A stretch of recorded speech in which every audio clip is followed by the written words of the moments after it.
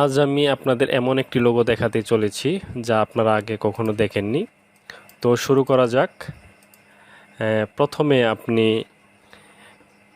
একটি polygon tool নিয়ে একটি ত্রিভুজ তৈরি করবেন। তো ত্রিভুজ তৈরি করার পর এটি ঘুরিয়ে দিবেন শিফটে ধরে।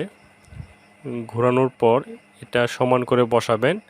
আমরা যে পুরাতন লোগোটি আছে সেই লোগোটির মেজারমেন্ট অনুযায়ী আমাদের ডিজাইনটি করতে হবে। যেহেতু আমরা এই ডিজাইনটি কপি করছি সেই ক্ষেত্রে আমাদের মেজারমেন্ট ঠিক রাখতে হবে। এখন আমি সাইড থেকে টেনে মেজারমেন্ট ঠিক করছি যে উপর নিচ সব কিছু ঠিক আছে কিনা, এবং সাইডেরটাও ঠিক করতে হবে আমাদের। ঠিক একইভাবে উপরের সাইডগুলো আমাদের ঠিক করতে হবে। তো আমাদের এখানে ঠিক করা হয়ে গেলে আমি এখানে কালার দিচ্ছি।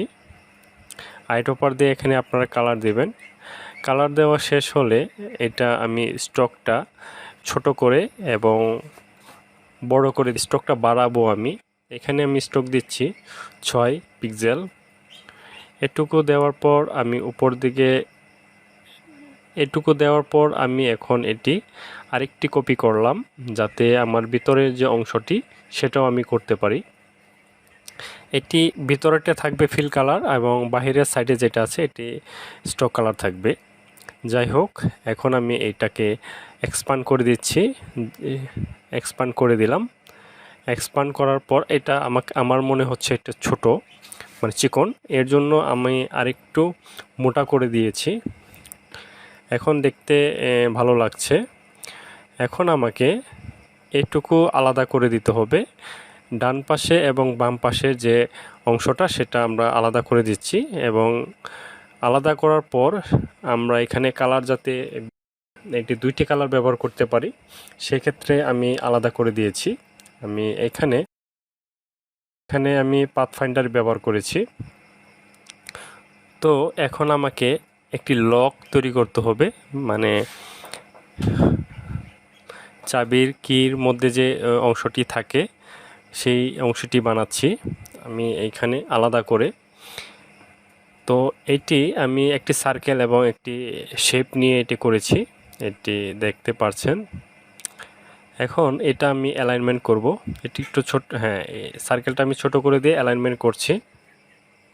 অ্যালাইনমেন্ট করা হয়ে গেলে আমি অ্যাডজাস্ট করে দিয়ে এখানে বসাবো, এবং এটি সাদা কালার দিয়ে দিচ্ছি আমি। সাদা কালার দেওয়ার পর সবগুলো ধরে আমি গ্রুপ করে দিয়েছি। গ্রুপ করার পর সাদা যে অংশটি সেটি আমি মিডল বরাবর অ্যালাইন করে দিয়েছি। মিডল বরাবর অ্যালাইন করে দেওয়ার পর একটু সাইডে সরিয়ে দিচ্ছি যাতে আমাদের দেখতে স্পষ্ট দেখা যায়। এখন আমাকে একটি শেপ তৈরি করতে হবে, নিচের যে সার্কেল শেপের মতো এইটা তৈরি করতে হবে। মনে হচ্ছে এই শেপটি ঘুরছে, তো এমন একটি শেপ তৈরি করতে হবে আমাদের। এটা আমি মেজারমেন্ট সবগুলো ঠিক আছে কিনা এইভাবে আমি দেখে নিচ্ছি। এইখানে সবগুলো ঠিক করে বসাতে হবে আমাদের।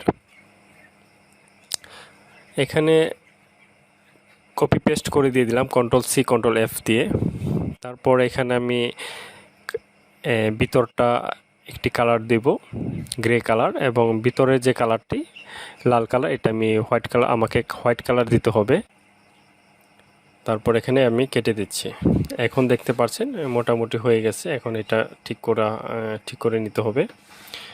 ঠিক করা শেষ হয়ে গেলে এখন আমাকে এখান থেকে একটি পেন্টল করে আমার একটি শেপ তৈরি করতে হবে। দুই পাশে 2টি শেপ আছে। এখানে আমি পেন্টল দিয়ে একটি শেপ তৈরি করছি, ছোট একটি শেপ বাহিরের অংশ, এবং আমাকে এখন উইথ টুল দিয়ে এটি ঠিক করতে হবে। আপনি সামনের দিক এবং পিছনের দিক কম বেশি করতে পারবেন এই টুল দিয়ে আপনার ইচ্ছা মতো। আমি আমার ইচ্ছা মতো ঠিক করে নিয়েছি। আপনি বড়ও করতে পারবেন, ছোটও করতে পারবেন, লম্বাও করতে পারবেন, কোনো সমস্যা নেই। এখন আমি এটুকু করা শেষ, এবং অপর পাশে যে অংশটা ছোট একটি শেপ এটি করতে হবে। তো আমি পেন্টল দিয়ে প্রথমে মার্ক করে নিলাম। মার্ক করার পর এখন আমি উইথ টুল দিয়ে এটা ছোট বড় করছি। তারপর একটি অ্যাঙ্কর পয়েন্ট দিয়ে এটা আমি ঘোরাচ্ছি। ওকে, মানে বাঁকা করলাম। তো আমার মোটামুটি এটুকু শেষ হলে এখন আমাকে ভিতরে যে অংশটি সেটি আমাকে করতে হবে।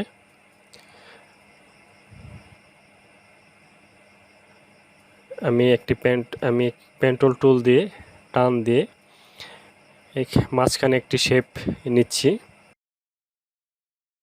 অংশটি আমাকে কাটতে হবে, ভিতরের অংশটি।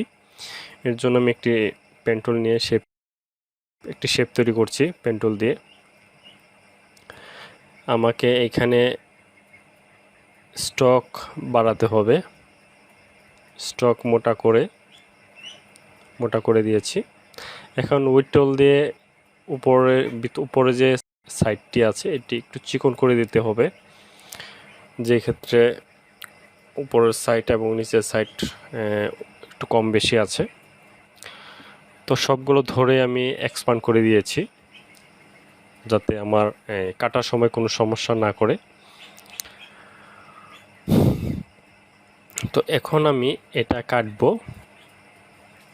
আমি যে ভিক্টর করেছি যেটা, আমি এটা এখন কাটবো। সবগুলো ধরে পাথফাইন্ডারে সবগুলো ধরতে হবে, ধরে পাথফাইন্ডারে ডিভাইড করে দিলাম। ডিভাইড করে আনগ্রুপ করে দিয়েছি। আনগ্রুপ করে এখন যে অংশগুলো আমাদের প্রয়োজন নয় সেগুলো অংশগুলো রিমুভ করে দিতে হবে আমাকে। আমি এখানে ধরে ব্যাক স্পেস দিয়ে রিমুভ করে দিচ্ছি।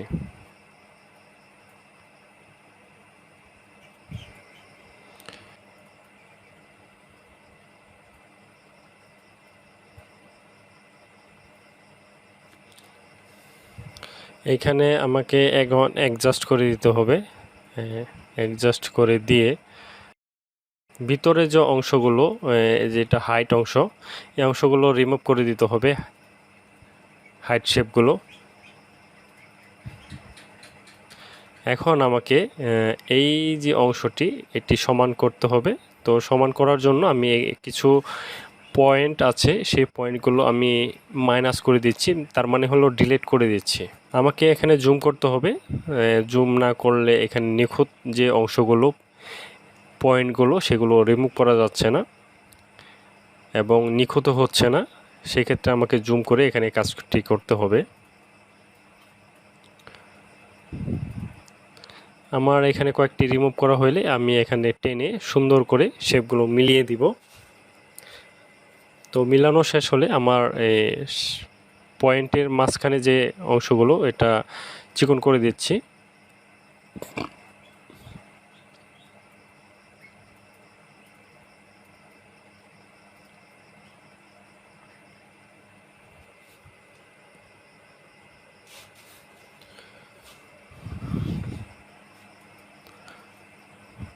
তো এটুকু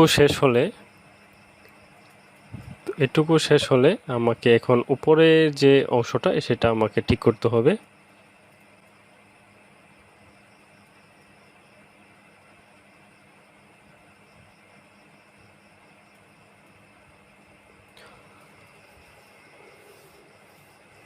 সবগুলো শেষ হয়ে গেলে আমি এখন এখানে কালার দেব।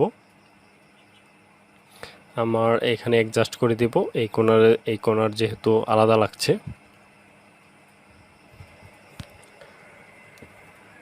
ওকে, কিছু কিছু পয়েন্ট ছিল হাইট, এগুলো সরিয়ে দিচ্ছি। ওকে, এখন আমাকে সম্পূর্ণ একসাথে ধরে সবগুলো কালার দিয়ে দিচ্ছি, যেটা যে কালার আছে সেই কালার দিয়ে দিলাম। এবং নিচের অংশ যে কাটা কাটা দাগ আছে সেগুলো আমি কাটার জন্য আমি একটা শেপ তৈরি করছি। এই শেপগুলো তৈরি করতে গেলে আপনাকে পেন টুল ব্যবহার করতে হবে।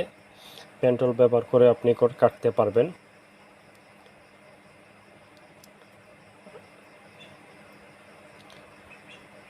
তো এখানে পেন টুল কাজ করতে গেলে মাঝে মাঝে একটু প্রবলেম হয়, সেই ক্ষেত্রে আপনারা পেন টুলটি ভালো করে কাজ করা অভ্যাস করবেন, যাতে সহজে কাজ করতে পারেন।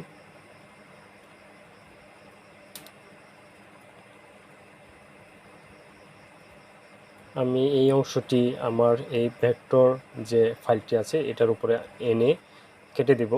এখানে আমি ডিভাইড করে দিলাম, ডিভাইড করলে আমার এখানে একটি একটি অংশগুলো সরাতে সুবিধা হয়। তো এখানে দেখেন আমি সরাচ্ছি। তো আমার এখানে মোটামুটি ডিজাইনটি কমপ্লিট।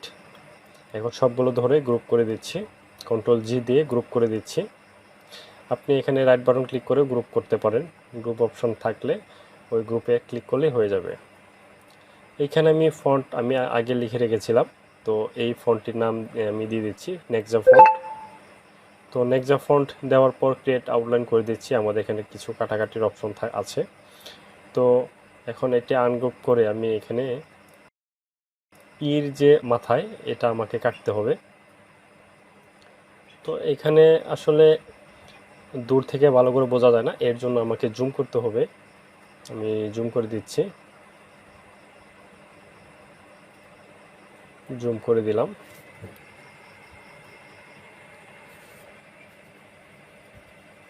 জুম করে কেটে দিচ্ছি।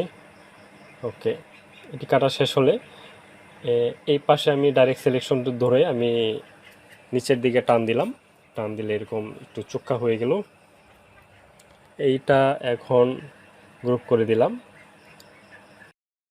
এই পাশে আমি কপি পেস্ট করে এই পাশে একটা নিয়ে আসলাম, পুরাতন যেটা এটা সরিয়ে দিচ্ছি এবং সবগুলো ধরে কালার দিয়ে দিচ্ছি আইট ওপার দিয়ে এবং ডাইরেক্ট সিলেকশন দিয়ে ইর মাথায় কালার গ্রে কালার দিয়ে দিচ্ছি। সবগুলো ধরে আবার গ্রুপ। ওকে, নিচের যে টেকনোলজি অ্যান্ড ট্রেনিং সেটি আমি নিচে টেনে বড় করছি এবং এইটা আমি নাম ফন্টের নাম দিচ্ছি নেক্সা ফন্ট এবং আমাকে কন্ট্রোল টি দিয়ে ক্যারেক্টার নিয়ে আসতে হবে এবং আমার নিচের যে সাবটাইটেল যেটাকে বলে স্লোগান সেটা আমি টুল যেটাকে বলে লাইন স্পেসিং এটা আমি দিয়ে দিচ্ছি 300। ওকে, এবং আমি এখন আমাকে অ্যালাইনমেন্ট করতে হবে।